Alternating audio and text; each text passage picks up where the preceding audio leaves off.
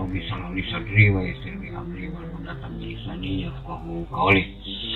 Saudara-saudara, konon selain sebelum tiup lilin manakala hari jadi tiba, di awal pergantian tahun kala mata terbuka di pagi buta, serta saat mengetahui soal munculnya pemimpin baru, baik itu di level institusi maupun negara, orang-orang biasa membuka sepotong harapannya, berharap besok bisa lebih baik dari hari ini, minimal hidup tidak melulu. Harapan merupakan perasaan subjektif, prinsip spiritual yang tak dapat dilihat.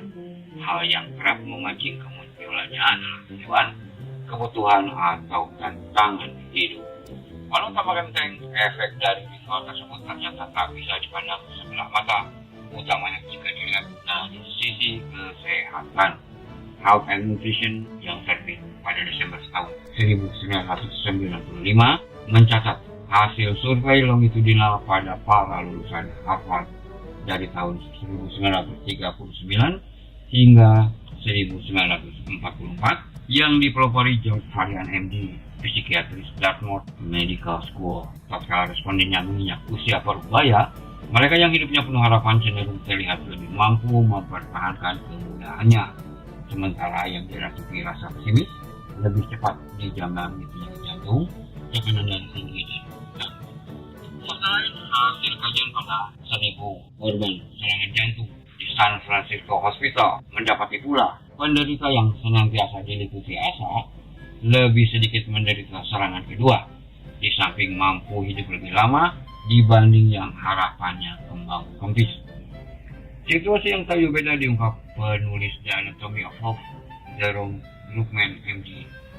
Dia memakai efek placebo sebagai contohnya. Menggunakan tangan tenaga medis yang kompeten, placebo alias obat bohong-bohongan diberikan pada sekelompok pasien yang tengah didera-derita. Laporan pengamatan setelahnya menunjukkan beberapa gejala yang mereka rasakan berangsur hilang. Kombinasi antara kepercayaan pada pengobat serta harapan akan mendapat kondisi lebih baik setelah menggunakan obat manjur yang diberikan, disebutkan Bruckman yang berpengaruh dalam hal ini.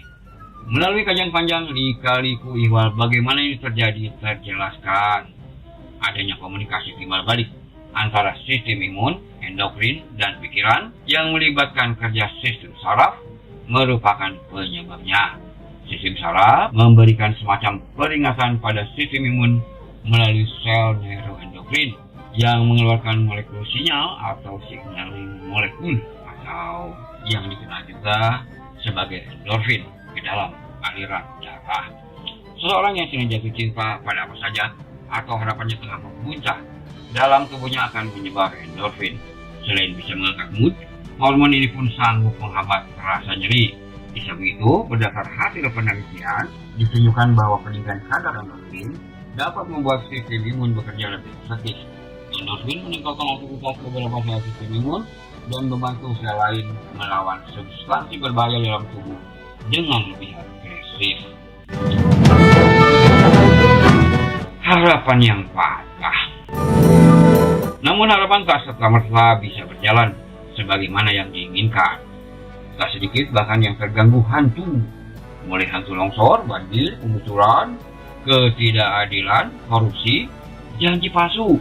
Misalnya ketika kampanye, termasuk pemunculan kebijakan yang tidak bijak, serta beraneka bencana lain yang sebetulnya dapat diantisipasi menjadikannya patah. Harapan yang patah dapat mencetuskan beragam situasi buruk, tidak hanya pada manusia yang mengalaminya, tetapi lebih luas lagi. Dalam pandangan kesehatan, mereka yang pikirannya kusut lantaran malah atau permusuhan akan mendongkrak produksi epinefrin atau adrenalin dan zat kimiawi kuat lainnya. Pembuatan dan pelepasan jangka panjang substansi tersebut dapat memancing peningkatan tekanan darah, penyakit jantung, lupus, dan seabrik problem lanjutannya. Sementara yang selanjutnya berubah depresi dan keraguan diri akan menyintesis banyak hormon seperti kortisol. Kortisol adalah substansi tubuh yang penting dan sebenarnya diperlukan, tetapi jika sudah kelewatan dapat berefek sebaliknya, merontokkan sistem imun, mendorong timbulnya infeksi hingga kanker.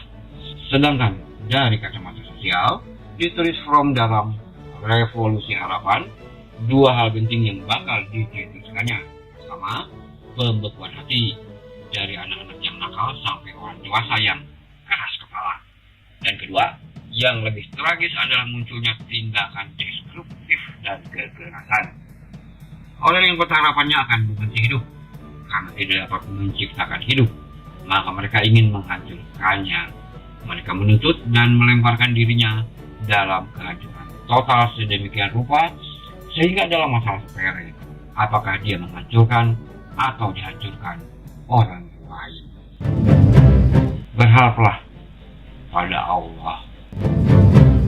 Belum lama berselang, Majelis Konstitusi mengetok palu keputusannya menolak gugatan kubu paslon 01 dan 03. Tidak salahnya, Indonesia bakal memiliki presiden dan wapres baru, Prabowo Gibran. Meski kontroversi masih terjadi di sana-sini, suka atau tidak, palu terlanjur diketuk. Keputusan telah ditetapkan.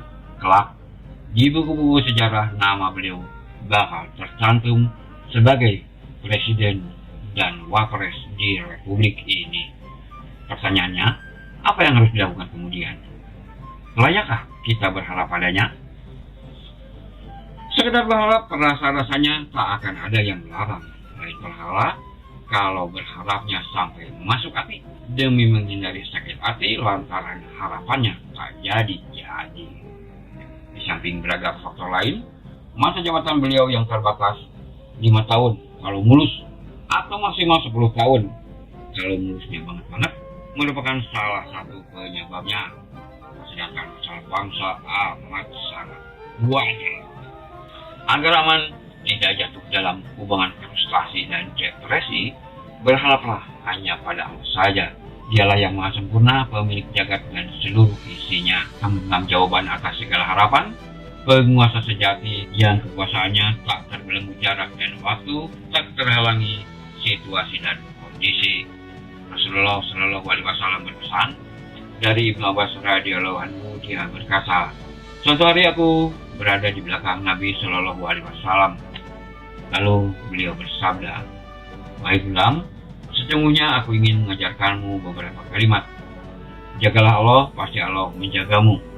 Jagalah Allah, pasti kamu mendapatinya di hadapanmu. Bila kamu meminta, maka memintalah kepada Allah. Dan bila kamu minta tolong, maka minta tolonglah kepada Allah. Ketahuilah bahwa jikalau ada seluruh umat berkumpul untuk memberikan suatu manfaat bagimu, maka mereka tidak akan dapat memberikannya kecuali sesuatu yang telah ditakdirkan Allah atasmu. Dan jikalau mereka berkumpul untuk merugikanmu dengan sesuatu, maka mereka tidak akan bisa melakukan itu kecuali sesuatu yang ditakdirkan Allah atasmu.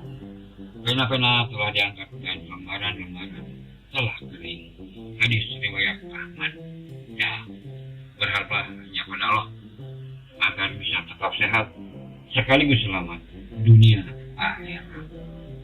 Assalamualaikum warahmatullahi wabarakatuh.